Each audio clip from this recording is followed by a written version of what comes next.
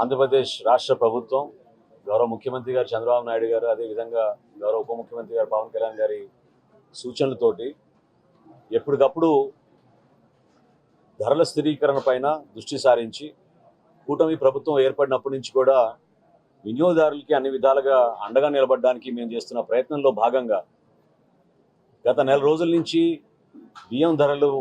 దాదాపు 10 రూపాయలు పెరిగినాయి మార్కెట్లో అనే సమాచారం అందిన తర్వాత క్షేత్రస్థాయిలో వాస్తవ పరిస్థితి గుర్తించి మా పౌర సరఫరాల శాఖ నుంచి ఆంధ్రప్రదేశ్ రైస్ మిల్లర్ అసోసియేషన్ తోటి చర్చించి రాష్ట్రంలో ఉన్న 150 రైతు బజార్లోను అదేవిధంగా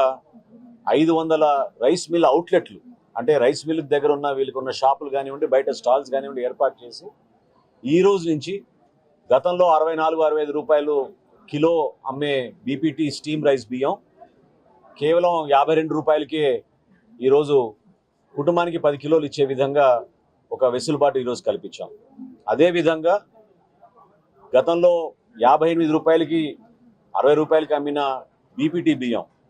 అంటే పచ్చి బియ్యం అంటారు, దానిని 52 రూపాయలకే కిలోకి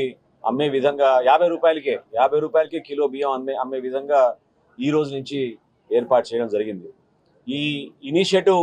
ఎప్పటికప్పుడు మేము సమీక్షించుకుంటూ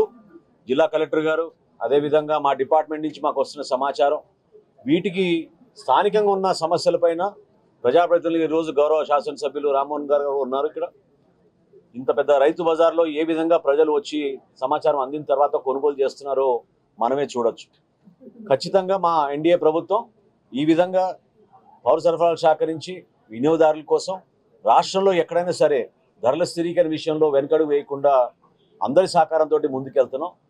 ప్రస్తుతం ఉన్న పరిస్థితుల్లో ఆంధ్రప్రదేశ్ రైస్ మిల్ అసోసియేషన్ వారు కూడా వారి సౌజన్యంతో ఏర్పాటు చేసిన ఈ కార్యక్రమాన్ని నేను మనస్ఫూర్తిగా వారిని కూడా అభినందిస్తున్నాను, గుమ్మడి వెంకటేశ్వరరావు గారిని